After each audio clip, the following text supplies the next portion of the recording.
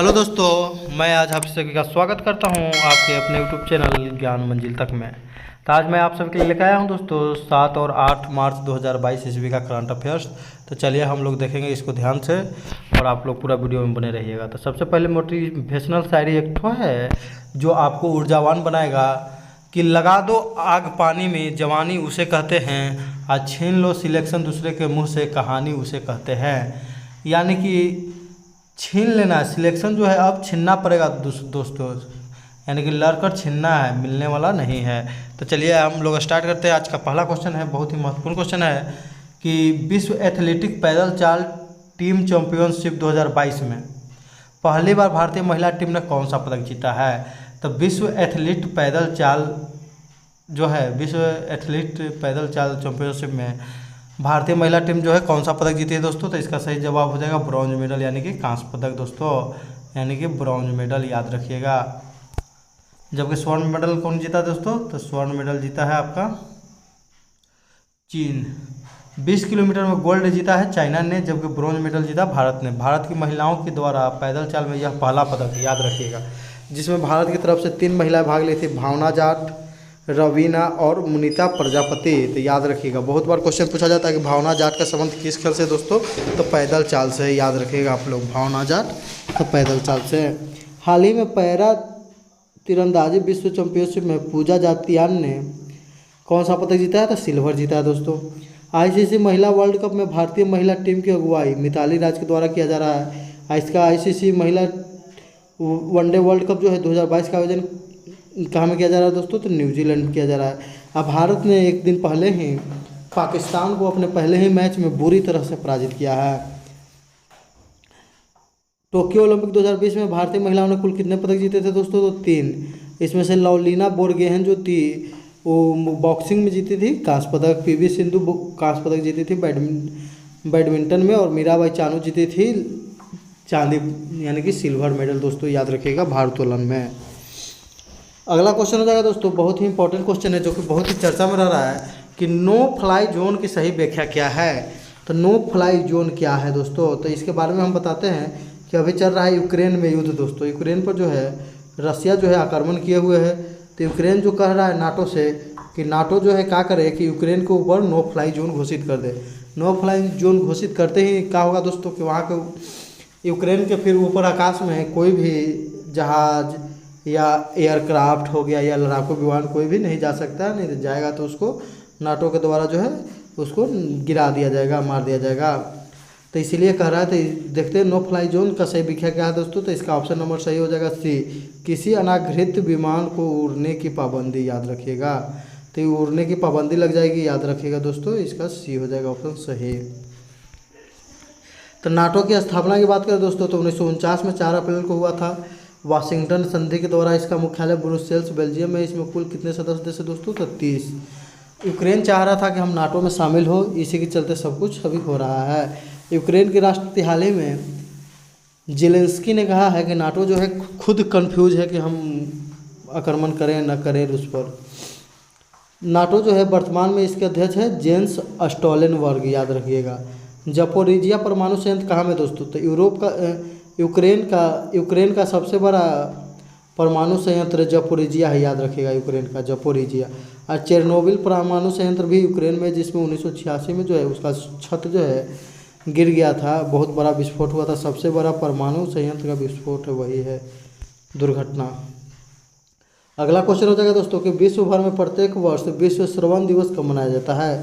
श्रवण माने सुनने के लिए दोस्तों, तो विश्व श्रवण दिवस मनाया जाता है 3 मार्च को, याद रखिएगा।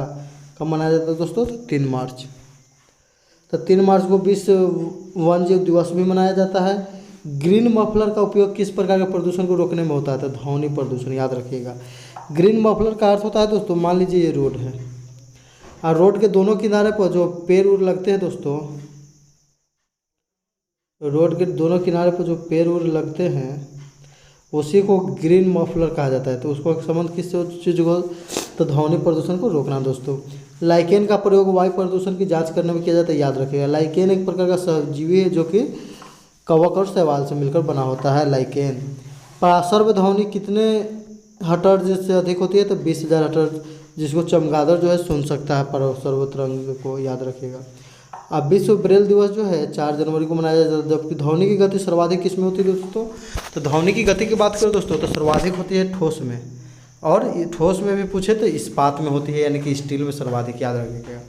और निर्वात में कितना गति होता है दोस्तों? तो निर्वात में ध्वनि नहीं चलती है, याद रखिएगा। बहुत बार क्वेश्चन पूछता है कि ध्वनि की चाल निर्वात में कितना होता है? तो शून्य होता है, याद रखिएगा। जबकि निर्वात में सबसे अधिक चाल किसका होता है? तो प्रकाश के चाल होता है दोस्तों।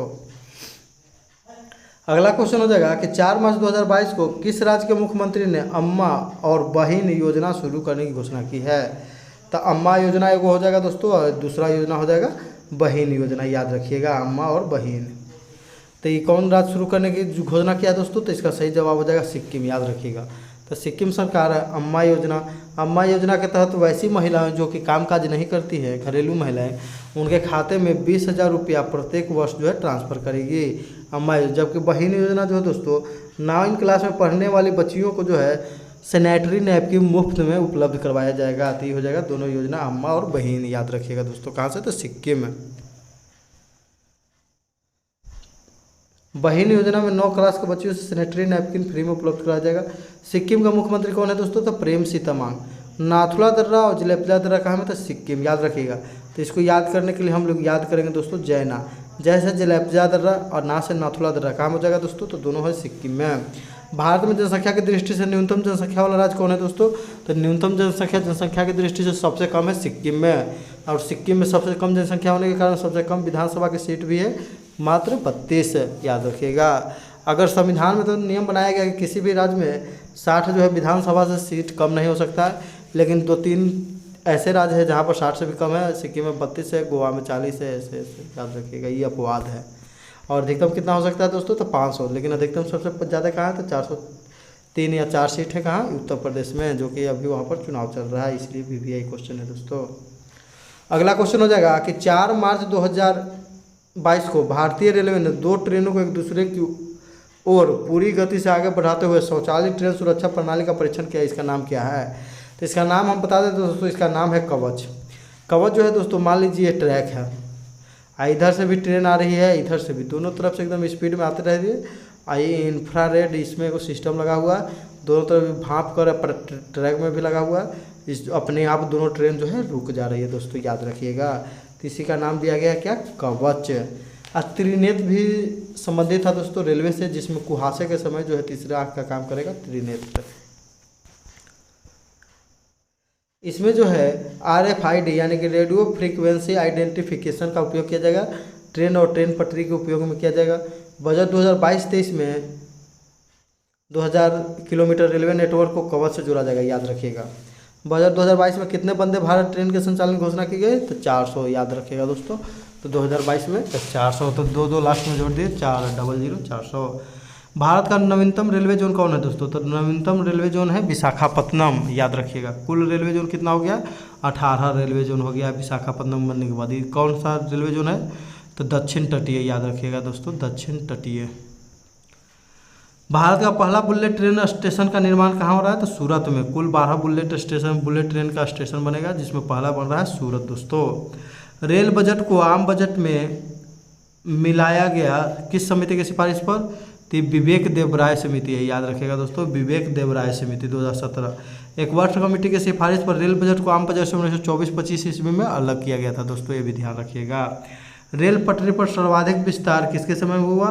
तो लॉर्ड कर्जन, याद रखिएगा दोस्तों, लॉर्ड कर्जन के समय में ही रेलवे बोर्ड की स्थापना 1905 में भी किया गया था। और रेलवे का राष्ट्रीयकरण कब किया गया दोस्तों? तो 1905 को पलट दीजिए, 1950। और रेलवे जो है भारत में प्रथम 1853 ईस्वी में चलाया गया था। कहाँ में? तो मुंबई से थाने तक लॉर्ड डलहौजी के शासनकाल में। थेय्यम या कालियाट्टम किस राज्य में किया जाने वाला एक अनुष्ठान है? तो इसका सही जवाब हो जाएगा क से कालिया, क से केरल दोस्तों, याद रखिएगा, कालिया केरल। यह जो है 800 साल पुराना अनुष्ठान नृत्य है। रौफ का संबंध जो है कहाँ से है दोस्तों? जम्मू कश्मीर। ऐसा महत्वपूर्ण है, याद रखिएगा आप लोग, किसी भी एग्जाम में पूछा जा सकता है। वीडियो यदि दोस्तों अच्छा लगता है तो लाइक कर दीजिए, शेयर कर दीजिए, और जो लोग भी अभी नए हैं वीडियो पर सब्सक्राइब कर लीजिए। घूमर तथा कालबेलिया बहुत ही इंपॉर्टेंट है दोस्तों, राजस्थान। चिराव नृत्य, चिराव जो है मिजोरम में, इसे बांस डांस के बम्बू डांस भी कहते हैं। लावनी और तमाशा कहाँ में दोस्तों? तो महाराष्ट्र। चारकुला नौटंकी उत्तर प्रदेश, सतारिया जो है असम में दोस्तों, याद रखिएगा सतारिया बहुत ही बार पूछा गया है, सतारिया असम। कुचिपुड़ी आंध्र प्रदेश, यक्षगान कर्नाटक। तो क से कुचिपुड़ी यानी कच्चा पूरी, कच्चा पूरी कौन खाएगा दोस्तों, तो आंध्र आदमी ने कच्चा पूरी खाएगा। कथकली और मोहिनीअट्टम कहाँ में दोस्तों, तो केरल। पांडवानी जो है छत्तीसगढ़, ये महत्वपूर्ण है। पूछेगा कि पांडवानी का संबंध किससे है दोस्तों, तो इसके महाभारत में स्थित है पांडव, उन्हीं से संबंध है पांडवानी। अगला क्वेश्चन हो जाएगा दोस्तों कि 4 मार्च 2022 को financial action task force FATF ने निम्नलिखित में से किस देश को अपने ग्रे लिस्ट में शामिल किया है। तो FATF ने निम्नलिखित में से किस देश को अपने ग्रे लिस्ट में शामिल किया है दोस्तों, तो UAE, याद रखिएगा UAE, यूनाइटेड अरब अमीरात। इससे पहले जो है पाकिस्तान भी इसमें शामिल है 2008-9 से दोस्तों, जो कि अभी भी वर्तमान में उसी में शामिल है। तो FATF क्या है दोस्तों, तो यह जो है आतंकवादी अपना जो है धन UAE में रखते हैं, इसलिए इसे ग्रे लिस्ट में शामिल किया गया FATF के द्वारा। FATF की स्थापना 1989 ईस्वी में हुआ। इसका मुख्यालय पेरिस में है। इसके सदस्य देशों की संख्या 39 है। आतंकवाद के लिए फंडिंग को रोकना इसका काम है। इसमें 2 प्रकार का लिस्ट होता है दोस्तों, ग्रे लिस्ट और ब्लैक लिस्ट। तो ग्रे लिस्ट में किसी देश को डाला जाता है तो उस पर निगरानी रखा जाता है कि देखिए वो क्या कर रहा है, जबकि ब्लैक लिस्ट में उसे प्रतिबंधित कर दिया जाता है। तो FATF का कार्य है दोस्तों, यानी फाइनेंशियल एक्शन टास्क फोर्स। तो UAE की राजधानी कहाँ है दोस्तों, तो अबू धाबी। सर्वोच्च पदक UAE का जायद पदक है। विश्व की पहली पेपरलेस सरकार 100%, तो कौन हो जाएगा दोस्तों, तो UAE, याद रखिएगा। UAE गोल्डन वीज़ा 10 वर्षों के लिए जारी करता है दोस्तों। यह जगह होप मिशन किस देश का मंगल मिशन है, तो UAE का, जो कि जापान की सहायता से लॉन्च किया जाएगा। भारत के बाहर पहले IIT की स्थापना कहाँ में किया जा रहा है दोस्तों, तो दुबई, जो कि UAE में। T20 वर्ल्ड कप 2021 का आयोजन कहाँ में हुआ, तो UAE। जिसका विजेता कौन था दोस्तों, तो आप लोग याद रखिएगा कि जिसका T20 वर्ल्ड कप 2021 का विजेता था ऑस्ट्रेलिया था, जबकि हराया था किसे दोस्तों, न्यूजीलैंड को हराया था, याद रखिएगा। Man of the series David Warner को मिला था, जबकि फाइनल में man of the match Mitchell Marsh को मिला था। हाल ही में अब्राहम रिकॉर्ड किन 2 देशों के मध्य समझौता है, तो UAE इजराइल में कौन करवाया था, तो डोनाल्ड ट्रंप के द्वारा करवाया गया था। तो अब्राहम रिकॉर्ड, याद रखिएगा दोस्तों। नेक्स्ट क्वेश्चन हो जाएगा दोस्तों कि 6 मार्च 2022 को किस सुरक्षा बल का 53वां स्थापना दिवस मनाया गया। तो 53वां स्थापना दिवस की बात करें दोस्तों, अगर बात करें BSF की स्थापना 1965 में हुआ था, जबकि CISF की स्थापना कब हुआ था दोस्तों, तो CISF की स्थापना 1939 में हुआ था दोस्तों, याद रखिएगा। तो उसी का स्थापना दिवस मनाया गया 53वां। तो CISF की स्थापना जो 1969 में हुआ था दोस्तों, 1969। तो 1968 ईस्वी के एक्ट के तहत होता है 1969 ईस्वी में, याद रखिएगा। 6 मार्च 2022 को 53वां स्थापना दिवस गाजियाबाद में मनाया गया। 1939 में CRPF की स्थापना हुआ था दोस्तों, याद रखिएगा। CISF की पत्रिका जो है सेंटेनल 2022। CISF के वर्तमान महानिदेशक सिलवर्धन सिंह, जबकि BSF के पंकज कुमार सिंह। BSF की स्थापना 1965 में दोस्तों। CRPF की स्थापना जो है 1939 में। 1949 में इसका नाम सेंट्रल रिजर्व पुलिस फोर्स रखा गया, जिसके वर्तमान में अध्यक्ष है कुलदीप सिंह, वर्तमान में इसके अध्यक्ष हैं। असम राइफल का मुख्यालय कहाँ है दोस्तों, तो शिलोंग में। पूर्वोत्तर का प्रहरी इसे कहा जाता है, याद रखिएगा। भारतीय तटरक्षक बल के प्रमुख वीरेंद्र कुमार पठानिया। 1 फरवरी को स्थापना दिवस मनाया जाता है तटरक्षक बल का दोस्तों, याद रखिएगा। और तटरक्षक बल के द्वारा ही ऑपरेशन रिडले ओलिव जारी किया गया था ओडिशा में दोस्तों, जो कि रिडले कछुआ को बचाने के लिए। अगला क्वेश्चन हो जाएगा दोस्तों कि चर्चा में रहा भारत का पहला स्वदेशी परीक्षण विमान है। तो स्वदेशी प्रशिक्षण विमान कौन है दोस्तों, तो चर्चा में रहा भारत का पहला स्वदेशी प्रशिक्षण विमान है, उसका नाम क्या है दोस्तों, तो हंसा NG। हंसा NG में NG का फुल फॉर्म क्या हो जाएगा दोस्तों, तो न्यू जनरेशन। हंसा न्यू जनरेशन का निर्माण नेशनल एरोस्पेस लिमिटेड बेंगलुरु के द्वारा बनाया गया। इसने अपना पहला समुद्री स्तरीय परीक्षण पुद्दुचेरी में किया। कहाँ में दोस्तों, तो पुद्दुचेरी में। मारिया क्या है दोस्तों, तो मरिया या एंटोनोव 225 क्या है, तो ये दुनिया का सबसे बड़ा कार्गो विमान है, जिसे हाल ही में जो कहाँ में था दोस्तों, तो यूक्रेन में था, जिसे हाल ही में यूक्रेन में जो है रूस ने इसे नष्ट कर दिया है। C-17 ग्लोब मास्टर कहाँ में दोस्तों, तो भारतीय खरीदा है किसको से, तो अमेरिका के बोइंग कंपनी से। ऑपरेशन गंगा के तहत यूक्रेन से भारतीयों को निकाला जा रहा है, इससे C-17 ग्लोब मास्टर। और अफगानिस्तान में भी जो भारतीयों को निकाला जा रहा था ऑपरेशन देवी शक्ति से, तो C-17 ग्लोब मास्टर जहाज से ही। तेजस क्या है दोस्तों, तो LAC यानी लाइट कॉम्पैक्ट एयरक्राफ्ट यानी कि हल्का लड़ाकू विमान है। मानस बिहारी लाल जिनका हाल ही में निधन हो गया है, इसके निर्माण से संबंधित है दोस्तों, बिहार के थे। नेक्स्ट देखेंगे दोस्तों कि P-81 एयरक्राफ्ट का निर्माण किस कंपनी ने कर रही है, तो बोइंग अमेरिका, यह जो है भारत खरीद रहा है दोस्तों P-81 एयरक्राफ्ट।